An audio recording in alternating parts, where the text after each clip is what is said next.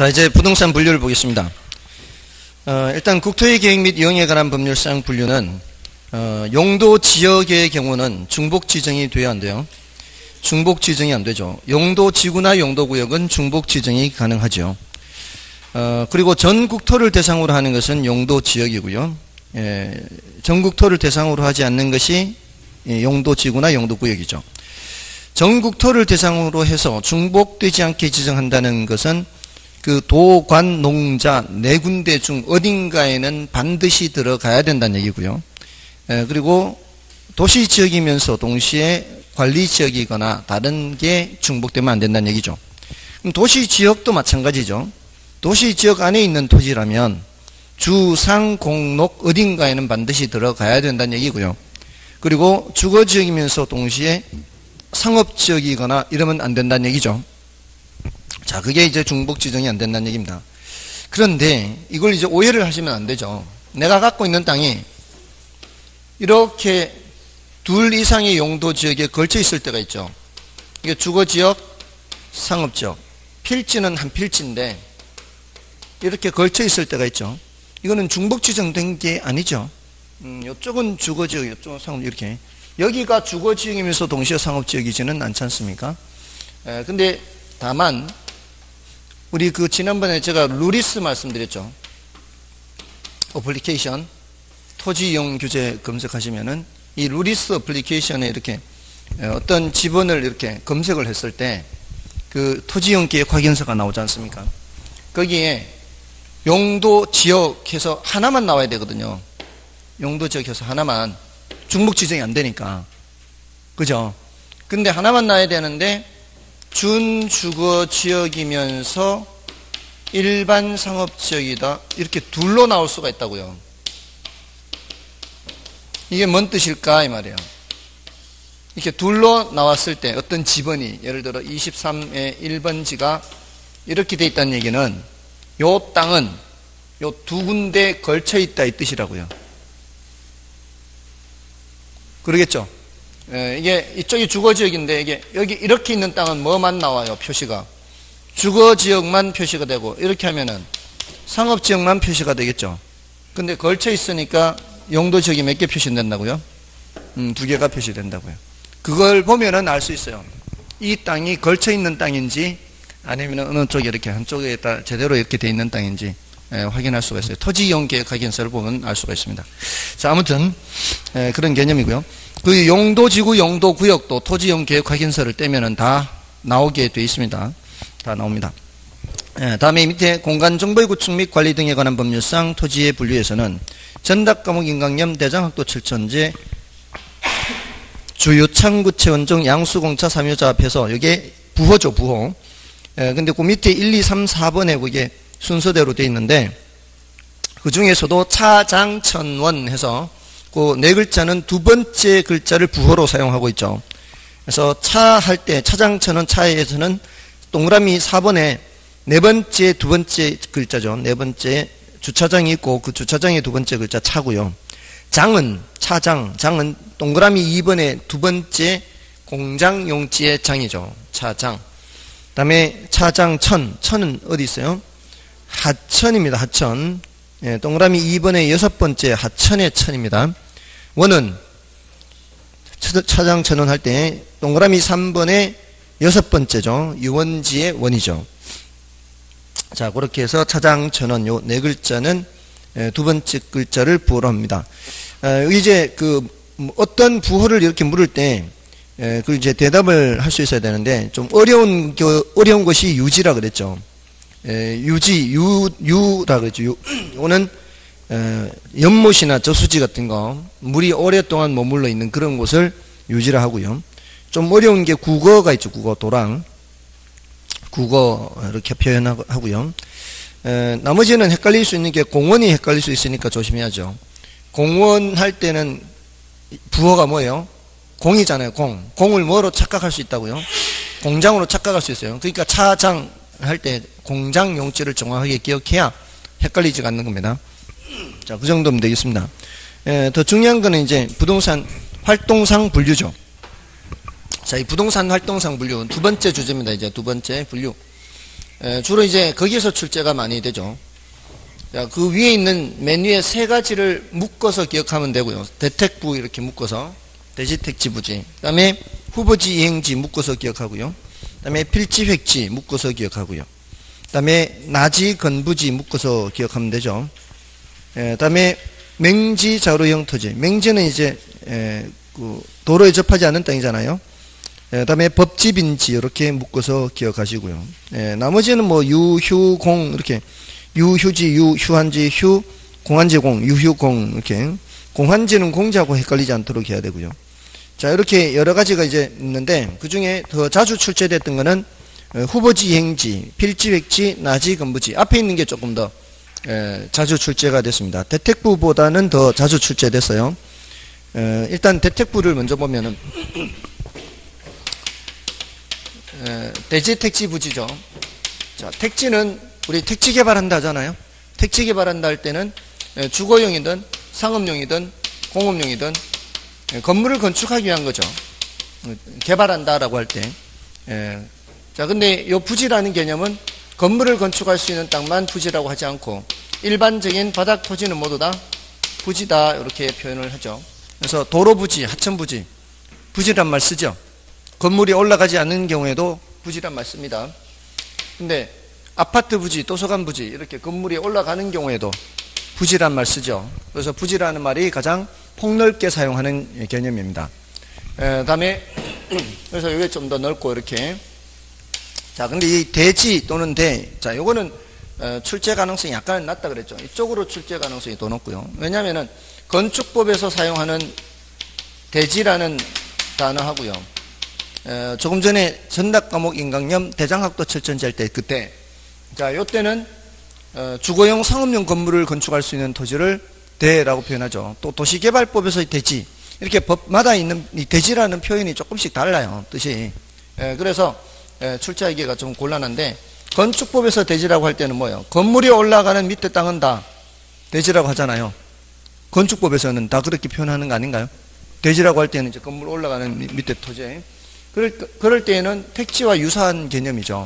그러니까 일률적으로 얘기하기가 어렵기 때문에 대지는 조금 이제 출제 가능성이 낮은데 일단은 좁게 해석한다면 주거용 상업용 건물을 건축할 수 있는 토지다. 이렇게 이제 정리를 하시면 되겠죠. 다음에 이제 후보지 이행지예요. 후보지 이행지. 얘네들은 공통점이 뭐예요? 어떤 용도에서 다른 용도로 전환 중인 토지죠. 전환 중. 자, 전환 중인 토지는 그럼 감정평가를 할 때는 전환 후를 기준으로 평가할까요? 전환 전을 기준으로 평가할까요? 전환 후를 기준으로 평가하는 게 원칙입니다. 근데 전환의 정도가 굉장히 느리게 진행되는 게 있잖아요. 전환의 정도가 굉장히 느리게 진행되고 있다면 그때는 전환 전을 기준으로 평가를 합니다. 그건 이제 감정평가상 그렇게 하는 거고요. 토지를 분류할 때 크게 분류하기도 하고 적게 분류하기도 하죠. 크게 분류할 때는 이제 택지지역, 농지지역, 임지지역 이렇게 분류해서 이 상호간의 전환 중이다. 보통 상호간의 전환 중이다 할 때 이제 밑에서 위로 올라가죠. 위에서 밑으로 내려오는 경우는 거의 없죠. 그래서 주로 택지 후보지 이런 말을 많이 쓰잖아요. 이게 이제 이쪽으로 바뀌어가니까. 근데 그 택지 안에서도 다시 주상공 이렇게 나누죠. 택지 지역 안에서도 농지 지역 안에서 전답과 이렇게 구분이 되죠. 여긴 뭐 알 필요도 없고요. 여기서 답지 지역에서 전지 지역으로 간다거나 전지 지역에서 과수원 지역으로 간다거나 이렇게 범위 내에서 전환 중이면 이행지가 되는 거고, 그죠? 여기서도 마찬가지죠. 이쪽에서 이쪽으로 전환되거나 이쪽에서 이쪽으로 전환되면 이것도 이제 이행지죠. 그러니까 용도 지역 내에서죠. 용도 지역 내에서 용도 지역 내에서 상호간 전환 중 하면 뭐고요? 상호간 전환 중 이렇게 나가면 이행지가 되는 거고요. 요 말을 빼고 질문을 하면은 이제 후보지가 되는 거죠. 용도 지역 상호간. 그래서 여기서 이 범위를 넘어서면 어떻게 돼요? 범위를 넘어서 버리면 이렇게 올라가 버리면 이게 지금 후보지가 되는 거죠. 이렇게 범위를 벗어나면은 후보지다. 이렇게. 지금까지 이렇게 뜻을 물었어요. 대체로. 그러니까 여기 어렵지 않은 이유가 이거 여기서 출제되어 맞춰야 되는 이유가 대부분 이렇게 뜻만 물었기 때문에 뭐 복잡한 이론이 있거나 하는 것도 아니에요. 그냥 단어 뜻만 묻는데 그걸 틀린다는 거는 있을 수 없는 거죠. 내용도 사실 조금 더 있기는 해요. 근데 그걸 질문한 적이 없어요. 예를 들어서 지금 이 이행지의 경우, 이행지, 자, 주거용에서 상업용지로 바뀌어가요. 이러면 지목이 바뀌어요, 안 바뀌어요? 둘 다 되잖아요. 지목이 안 바뀌어요. 주거용이든 상업용이든 되니까. 이때는 지목이 바뀌어요, 안 바뀌어요? 공장용지에서 주거용지로 바뀌죠. 이게 장에서 대로 바뀌잖아요. 그러니까 이행지의 경우에는 지목이 바뀔 수도 있고 안 바뀔 수도 있어요. 이행지의 경우에는. 근데 후보지는 이렇게 건물이 없는 땅이 건물이 생기게 돼버리잖아요. 이러면은 전부 다 지목이 바뀌는 거죠. 맞나요? 자, 이런 식으로 내용이 조금 있기는 한데 이거 한 번도 질문한 적이 없다고요. 지금까지 질문은 전부 다 대분류상 전환 중인 토지를 이행지를 한다. 이렇게 해서 틀린 지문 만드는 거예요. 소분류상 전환 중인 토지를 후보지를 한다. 이러면은 틀린 지문이죠. 그런 정도로만 질문을 해왔다 이 말이에요. 그러니까 어렵지 않다고. 이건 뜻만 알면 되는 거니까. 다음에 이제 필지 획지도 마찬가지예요. 필지는 법적 개념이죠. 그래서 뭐라고 되어 있어요? 필지는 공간 정보의 구축 및 권리에 관한 법률상 부동산 등기법상 하나의 토지에 대한 물권이 미치는 범위와 한계를 표시한다. 이 권리 측면을 나타내는 거잖아요. 그래서 토지 소유자의 권리를 구분하기 위한 법적 개념, 권리, 법적 개념, 등기, 등록 단위 이런 게 키워드죠. 그렇게 이제 키워드를 생각하시면 되고요. 근데 획지는 뭐라고 되어 있어요? 일반적으로 인위적, 자연적, 행정적 조건에 따라 다른 토지와 구별되는 가격 수준이 비슷한, 이렇게 됩니다. 가격 수준이 비슷한. 그리고 부동산 활동 또는 부동산 현상의 단위, 이렇게. 부동산 활동 또는 부동산 현상의 단위. 등기, 등록 단위가 아니라는 얘기죠. 다음에, 맨 밑에 경제적 개념. 이렇게. 그 세 가지죠. 가격 수준, 경제적 개념, 부동산 활동 또는 부동산 현상의 단위. 그리고 위에 필지는 법적 개념, 등기, 등록 단위, 권리를 구분하기 위한 권리. 이런 식으로 구분을 하면 되겠죠. 자, 근데 그 획지 밑에 구분되어 있는 것을 보세요. 한 필지의 토지가 이 이상의 획지가 될 수 있으며, 아까 이거죠, 이거. 한 필지가 이 이상의 획지가 될 수 있죠. 여기 땅값, 여기 땅값 다르죠. 네, 이럴 때는 무슨 평가 한다고요? 구분평가. 가치를 달리합니다, 가치를. 구분평가의 키워드는 가치를 달리하는 경우요. 가치. 이쪽 땅값, 이쪽 땅값이 달라. 그러니까 물건은 한 개지만 몇 번 평가하는 거예요? 2번 평가하는 거. 이걸 무슨 평가? 구분평가예요. 구분평가. 자, 근데 반대로 이 이상의 필지가 1획지가 될 수 있죠. 이럴 때는 땅은 2개 이상이지만 가격 수준은 하나야, 하나. 이럴 때는 몇 번 평가하는 거예요? 한 번 평가하는 거죠. 그래서 일괄 평가를 하는 거죠. 자, 그렇게 구분하면 되는 거고. 뭐 별로 어렵지 않죠. 다음에 그 나지 건부지하죠. 나지 건부지. 나지 건부지 하면 나지는 지상에 건물이 없는 땅, 건부지는 지상에 건물이 있는 땅. 자, 근데 이거 일본에서는 어떻게 더 구분을 해요? 나지를 갱지와 저지 이렇게 해서요. 갱지라는 말을 위주로 쓰면 되죠. 우리 뭐 종이를 얘기할 때도 아무것도 쓰여져 있지 않은 깨끗한 종이를 갱지 이렇게 이제 어른들이 하듯이 그게 이제 일본에서 쓰는 거죠. 이게 땅에 건물도 없고 뭐도 없는 상태, 사법상 제한이 없는 상태. 그러니까 건물 없는 건 당연한 거고 저지는 사법상의 제한이 있는 거예요. 그거는 사법상 제한이 있냐 없냐에 따라서 갱지는 사법상 제한이 없고 저지는 사법상 제한이 있고. 그러니까 등기부를 뗐을 때 등기부에 뭔가가 있는 거예요. 압류가 들어와 있거나 저당이 설정되어 있거나 이러면은 저지. 그렇지 않은 깨끗한 상태의 땅을 뭐라고 한다? 갱지 이렇게 한다. 그럼 공법상 제한은 있어요 없어요? 공법상 제한은 무조건 있는 거예요. 공법상 제한 없는 땅 없습니다. 모든 토지는 다 공법상 제한이 있어요. 우리 아까 루리스 이거 검색해서 토지이용 계획 확인서를 떼면은 다 나온다 그랬잖아요. 용도 지역에. 그런 제한이 없는 토지는 없다 이 말이죠.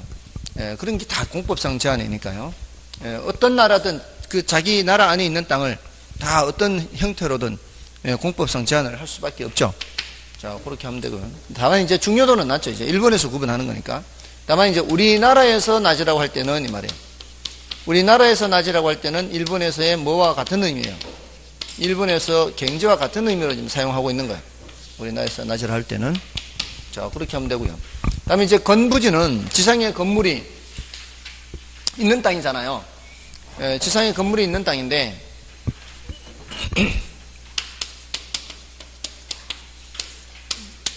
자, 지상에 건물이 있는 이 땅인데, 이 건부지는 평가할 때 건부 감가가 발생할 수도 있고, 건부 증가가 발생할 수 있다 그랬죠. 자, 이게 건부 감가가 발생하는 경우는 이 지상의 건물이 거추장스럽게 된 거예요. 처음서부터 건물이 거추장스럽지는 않을 거예요. 처음에는 제대로 된 건물을 지어놔도 그러면 최유효 이용이라고 하죠. 근데 시간이 흘러가면서 주변 환경이 변하거나 이게 낡아서 더 이상 사용할 수 없게 되거나 이렇게 되면은 이것 때문에 오히려 토지 가치가 떨어지게 되겠죠. 그걸 뭐라고 하는 거예요? 건부 감가라고 하죠. 이게 이제 일반적으로는 이렇게 나타나는데, 개발 제한 구역이 지정되거나 할 때는 오히려 건물이 있는 상태가 낮은 상태보다는 토지 가격이 더 올라갈 수 있죠. 이게 예외적입니다. 그래서 어떻게 표현하는가 하면은 건부지 가격은 나지 가격을 상한으로 한다 그래요. 나지 가격 상한으로. 맞죠? 요거보다는 얘가 떨어질 수밖에 없죠. 근데 예외적으로 이제 올라간다 이렇게. 자, 요거는요 지난주에 사실은 우리 공부를 했는가 하고 관계가 있어요. 지난주에 수업을 안 들으셨다면 이제 앞으로 이제 2달 정도 뒤에 수업을 들어야 돼요. 가격 원칙에. 지난주에 가격 원칙이었어요. 가격제 원칙. 부동산의 가격 원칙 중에서 최유효 이용 원칙을 중심으로 해서 내부 관련 원칙, 외부 관련 원칙 있잖아요. 부동산의 가치는 최유효 이용을 표준으로 해서 형성된다는 원칙이 최유효 이용 원칙이었어요. 그 최유효 이용 상태가 나지 상태와 일치해요. 그죠? 그래서 최유효 이용 상태와 나지 상태가 같은 일치합니다. 왜? 언제든지 얘는 최유효 이용할 수 있는 건물을 올릴 수가 있으니까. 맞나요? 그래서 나지 상태의 가치가 최유효 이용 상태의 가치예요. 근데 달동네 고급 빌라 말씀드렸죠. 주변 환경하고 안 맞으면 최유효 이용이라고 할 수가 없잖아요. 그럼 가치를 떨어뜨려야 되잖아요. 뭐 가치보다? 나지 상태의 가치보다 떨어뜨려야 돼요. 그러니까 건부 감가가 발생하는 거죠. 뭐를 기준으로 해서? 나지 상태를 기준으로 해서. 그러니까 나지 상태의 가격을 상한으로 하는 게 일반적이다 이렇게. 그렇게 해서 나오는 거죠. 그래서 건부지에 뭐라고 나와요? 뒤에 건부지에 건축물이 세워져 있는 토지로서 일반적으로 나지 평가액을 상한선으로 함. 일반적으로 건부 감가가 발생하며 개발 제한 구역으로 지정된 지역 내 건부지 같이 예외적인 경우 건부 감가가 발생할 수 있습니다. 그 건부 증가가 발생할 수 있습니다. 기억에 건부 감가란 지상의 건물이 최유효 이용이 아닌 경우 지상 건물에 의해 토지의 가치가 하락하는 것. 건부 증가란 개발 제한 구역이 지정된 지역의 건부지와 같이 규제가 강화되는 경우 나지 가격보다 건부지 가격이 더 높은 가치를 갖게 되는 것. 왜 더 높은 가치를 갖게 되죠? 새로 지을 수 있죠. 헐고 새로 지을 수 있죠. 헐고 새로 짓는 걸 뭐라고 하죠? 예? 헐고 새로 짓는 거를 개축이라고 하죠. 개축. 같은 규모라 해야 되죠. 규모가 더 커져버리면 안 되죠. 규모가 더 커져버리는 거는 신축이 되어버리죠. 재해 때문에 뭐 화재가 발생하거나 홍수가 나서 뭐 없어지거나 이러면은 재축이죠. 그런 게 재축. 그러니까 개발 제한 구역이 지정된 지역 내의 건부지의 경우에는 증개축, 재축이 돼요. 신축은 안 돼. 신축은 개발 제한 구역은 증개축, 재축이 돼요. 증축이 어떤 건지 저는 잘 모르겠어요. 증축이 뭐예요? 예? 더 규모를 늘리는데 그게 어디까지 하여튼 늘리긴 늘리는데 많이 늘려버리면 신축에 해당되는 거 아니에요? 공법상 허가된 만큼만. 야, 그 정답이네. 경우에 따라 다를 거 아니에요. 그러니까 증축이라는 말을 저도 듣긴 듣는데 공법을 수업을 안 들으니까 어디까지가 증축이고 어디까지가 신축, 이게 좀 구분을 해야 될 거 아니에요. 예, 분명히 이제 증축이 너무 증축돼 버리면 그건 신축과 같은 개념일 거 아니에요. 그러니까 그런 거는 공법에서는 안 하나요? 예? 30%요? 예, 근거 있는 거예요? 그래요? 그 건물의 규모에 따라서 몇 층짜리의 경우에는 뭐 몇 층 정도 이런 게 있구나. 여러분들 다 2차는 안 하고 1차만 하시는 분들이죠. 뭐 별로 그렇게 큰 적이 없는 것 같아요. 예, 결혼이라도 기억해 주세요. 결혼, 뭐 공법은 2차는 모르겠고 저는 일단 1차를 패스시켜야 되니까. 아시겠죠? 자, 나직은 무지 그렇고요. 다음에 이제 맹지 자루형 토지죠. 맹지는, 요거는 뭐예요, 맹지는? 돌에 접한 것이 없는 땅이죠. 원칙적으로 이제 건물을 건축할 수 없죠. 다음에 자루형 토지는 자루 모형의 토지로 좁은 통로에 의해 공도와 접촉면을 가지는 토지, 자루형 토지. 한자로는 대지라 그래요, 대지. 한자는 이제 자루 대자를 써가지고. 그러니까, 대지 택지 부지할 때 대자하고 이제 헷갈리죠. 한글로 쓰면. 그래서 지금 여기 자루형 토지 했는 겁니다. 다음에 이제 법지 빈지 있죠. 법지는 법으로만 소유할 뿐 활용실익이 없거나 적은 토지로서 경사진 토지의 비탈면에 해당하는 토지를 법지라고 하죠. 보통 법지의 경우에는 측량을 할 때 경사진 곳은 측량을 할 때 경사면의 하단을 기준으로 측량을 해요. 상단을 기준으로 측량을 해요. 경사면의 하단을 기준으로 측량을 하죠. 그거는 공시법에 나오는 얘기죠. 제가 이 법지를 설명드릴 때마다 이렇게 그리죠. 이렇게 해서 요렇게 하잖아요. 요렇게 하는 이유가 뭐 때문이겠어요? 요 하단을 기준으로 측량을 한다 이 말이에요. 하단을 기준으로 측량을 해서 요 부분의 면적이 어디로 편입이 돼요? 여기 편입돼, 여기. 위 토지에 위 토지에. 요 부분이. 그래서 요 부분이 측량은 돼서, 표시는 100제곱미터로 돼 있어도, 실제로는 요 부분 때문에 90제곱미터 밖에 못 쓸 수가 있잖아요. 그래서 요거 소유권 표시는 돼 있지만, 활용실익은 없거나, 적은 토지, 이렇게 해서 없지, 이렇게 하는 거죠. 이거 보시면은 알 수 있잖아요. 경사지의 경우에는 어디를 기준으로 측량한다? 하단을 기준으로 측량을 한다, 이렇게. 그리고 요 면을 법면이라 그래요. 법면. 경사면을 법면 그래, 경사면. 다음에, 여러분들 바다는 육지하고 경계가 어딘지 아십니까? 바다와 육지의 경계. 최고 만조 수위선. 그러니까 바닷물이 조금이라도 들어오면 그거는 바다로 되는 거죠. 그리고 여기가 육지죠. 여기가 바다. 근데 육지라 해도 여기서부터 측량하는 게 아니라 그랬죠. 측량은 일정한 거리를 들어와서 여기서부터 측량을 하기 때문에 얘는 육지이면서 측량이 안 돼 있죠. 이 부분을 뭐라고 하는 거예요? 빈지라고 합니다. 이 부분 빈지. 바닷가라고 하죠. 바닷가라고 할 수도 있습니다. 이게 법률 용어로는 바닷가로 이제 국어 순화가 됐어요. 근데 이제 아직 학자들은 아직까지 뭐 빈지라고 쓰기도 하는데 법률 용어로는 바닷가로 바뀌었어요. 바닷가. 바뀐 지 벌써 10년 됐어요. 10년. 이거는 일찍 바뀌었어요. 지금 어려운 법률 용어를 한글로 바꾸는 작업하고 있죠.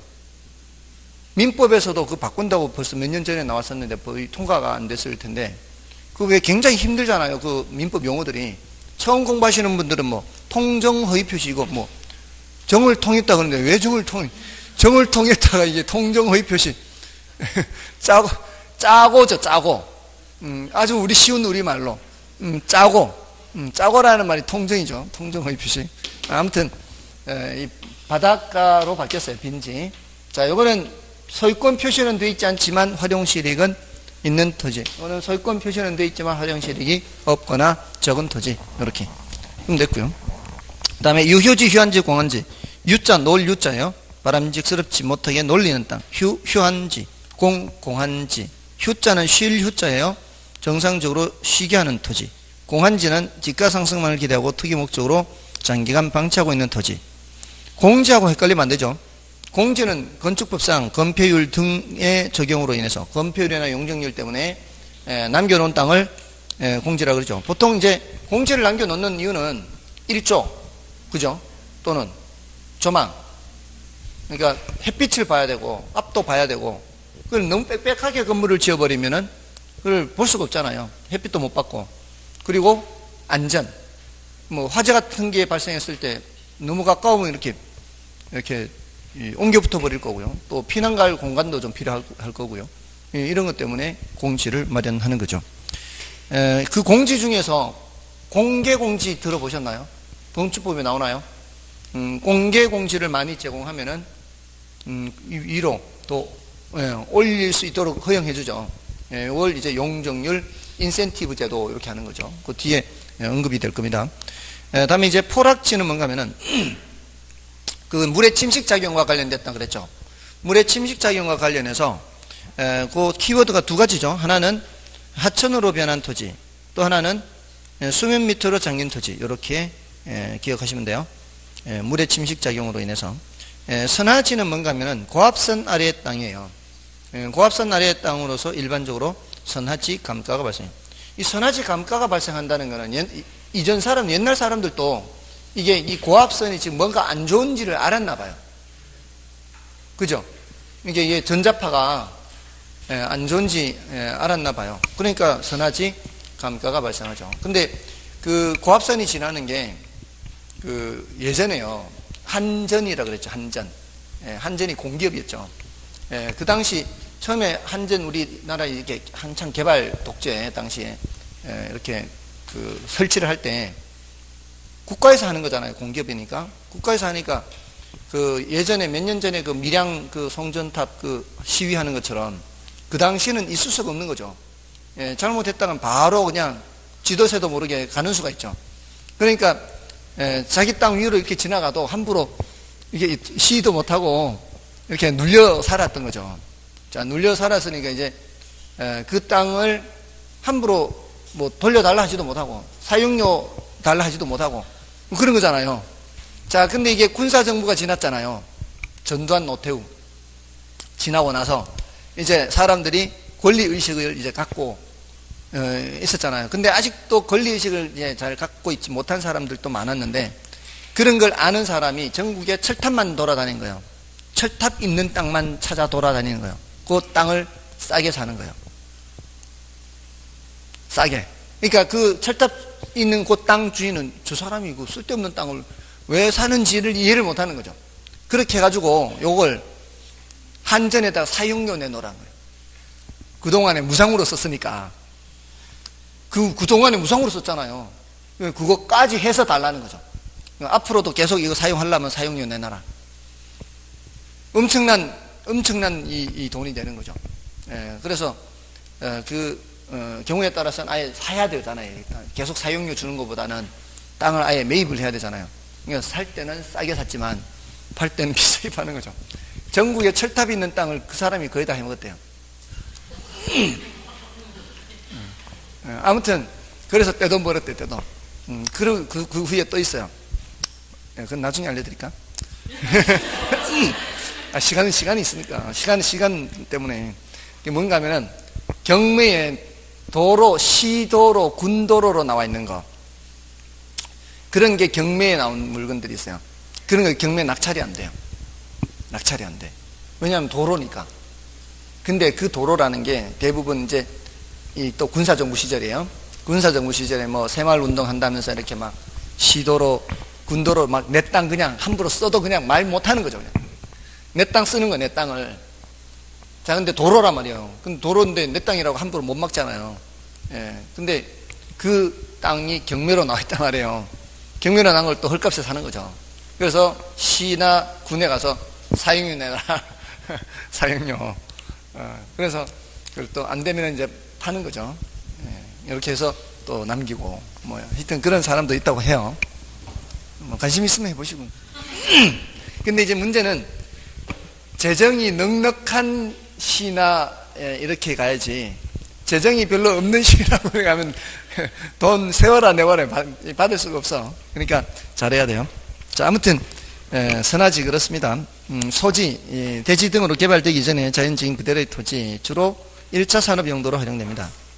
자, 주로 이제 필지, 획지, 후보지, 이행지, 나지, 건부지, 이런 게 이제 더 자주 출제되고요. 그 다음에 이제 뭐 법지나 빈지 뭐 이렇게 체크하시면 되겠습니다.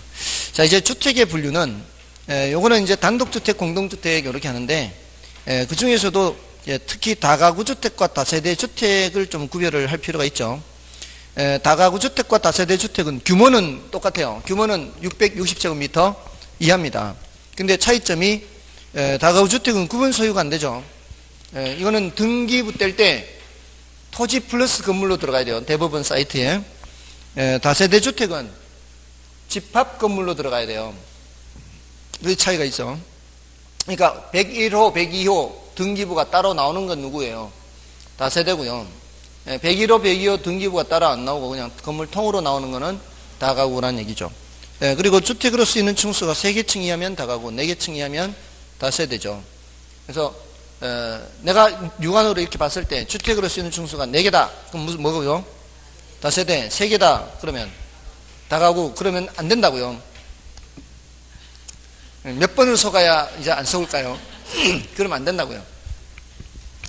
거기 뭐라고 돼 있어요? 다세대가 4계층 이하로 돼 있죠. 이하. 4계층만 돼요. 3계층인 다세대도 있을 수 있잖아요. 그러니까 내가 육안으로 확인했을 때 3계층이면 떼봐야 된다고요. 등기부 떼서 나오는지 안 나오는지 각 호별로 나오면 검색이 되면은 그거는 다세대란 말이에요. 그거 꼭 안 떼도 돼요. 이게 검색이 안 돼요. 검색이 안 돼. 그러니까 다가구면은 101호, 102호 이렇게 검색 자체가 안 돼요. 그만 금방 알 수 있어요. 아, 이게 검색이 되는구나 안 되는구나. 그러면은 이게 다세대구나 다가구나 알 수 있습니다. 자, 그렇게 하면 되고요. 자, 이제 부동산 특성을 보시고요. 자, 지금까지 부동산 특성 따로 공부하지 마시라 그랬죠. 하지 마시라 그랬죠. 이런 거는 참 말 잘 듣잖아요. 하지 마라 하는 거는, 이렇게 공부하지 마라 하는 거는, 공부하라는 건 말 안 들어도. 아무튼 이제 이거 같이 하면 되죠. 하고. 이제 부동산 특성. 자, 이제 같이 하면 돼요. 부동산 특성이 이제 파생현상이죠. 주로 파생현상인데, 이게 자연적 특성의 파생현상이 주로 출제가 되죠. 인문적 특성의 파생현상은 뭐 그렇게 많이 출제되지는 않습니다. 요거는 이제 선천적이고, 불변, 고정적인 그런 성질을 갖고 있고, 얘는 후천적이고, 가변적인 성격을 갖고 있죠. 이 자연적 특성의 가장 대표적인 게 부동성이죠. 그 다음이 부증성, 그 다음에 영속성, 그 다음에 개별성. 이 종류는 알아두시라 그랬죠. 종류는 알아두시기 바랍니다. 인접성. 그 다음에 인문적 특성에서는 용도, 다양성, 그 다음에 병합 분할 가능성,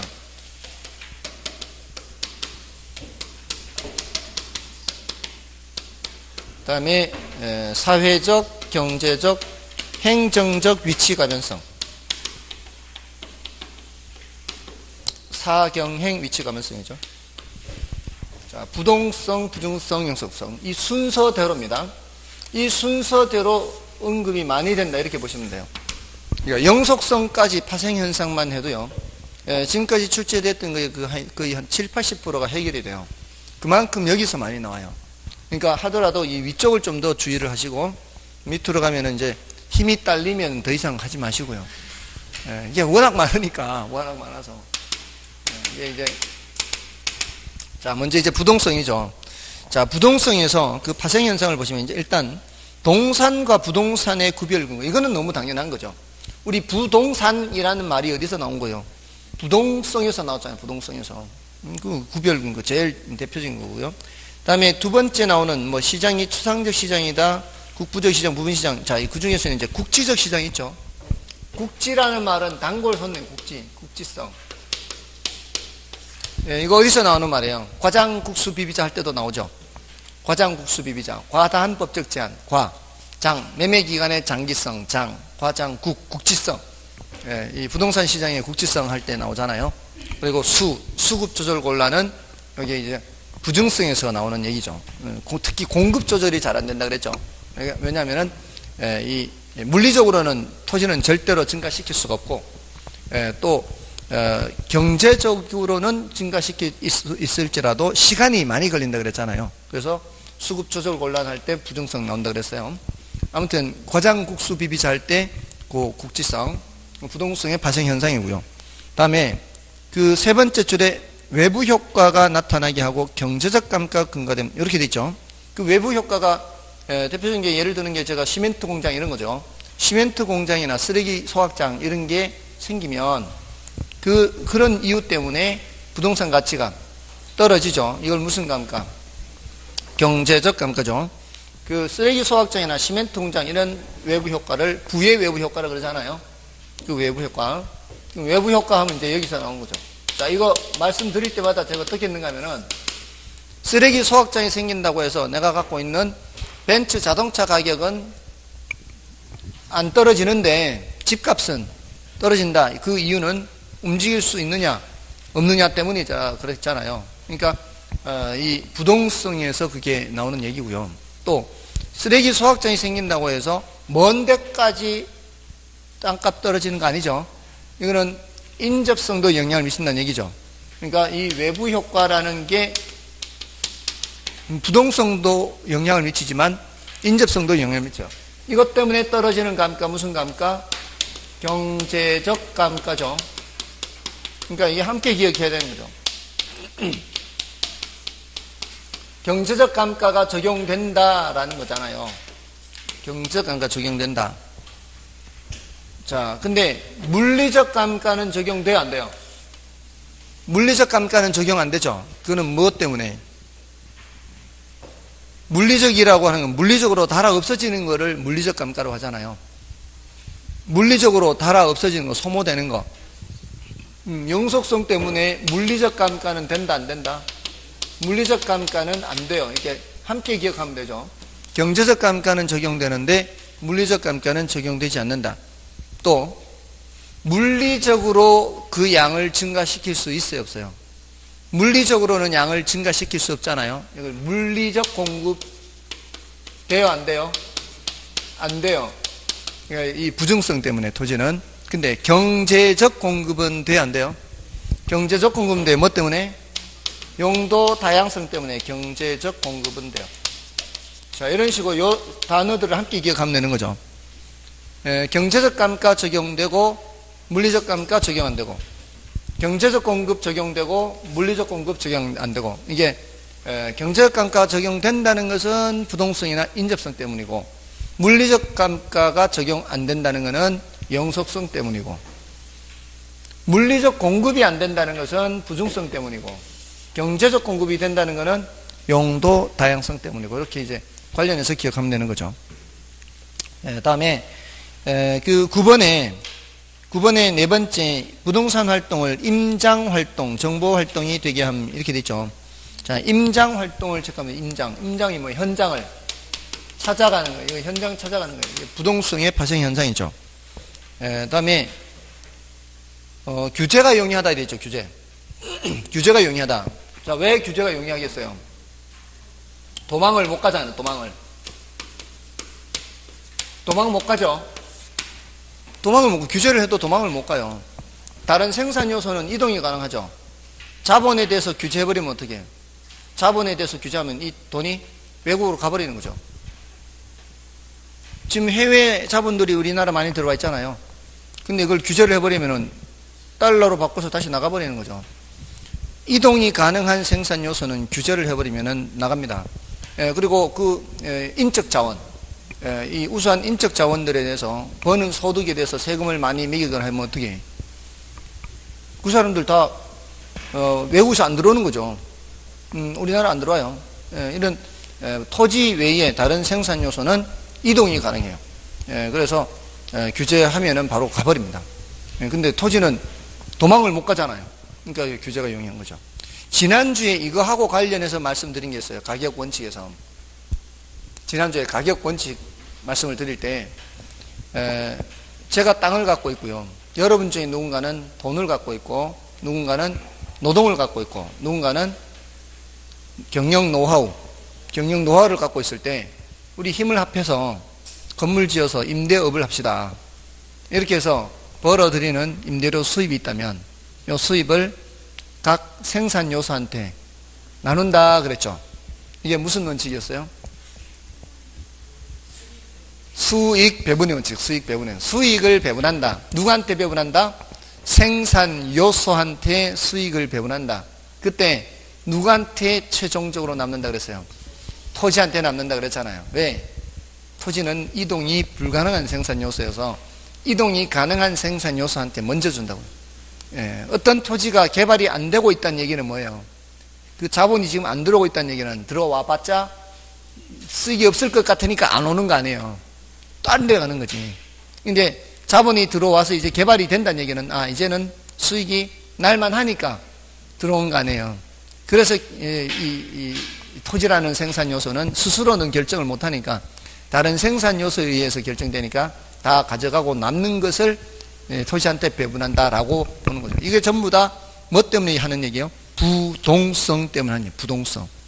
수익 배분의 원칙도 그것도 부동성 때문에 토지잔여법에 근거된다. 이렇게 다 부동성이에요. 부동성. 규제가 용이한 것도 그렇고요. 자, 그럼 됐고요. 다음에 나머지 됐고요. 그 지역 분석을 또 체크하면 되죠. 지역 분석. 지역 분석은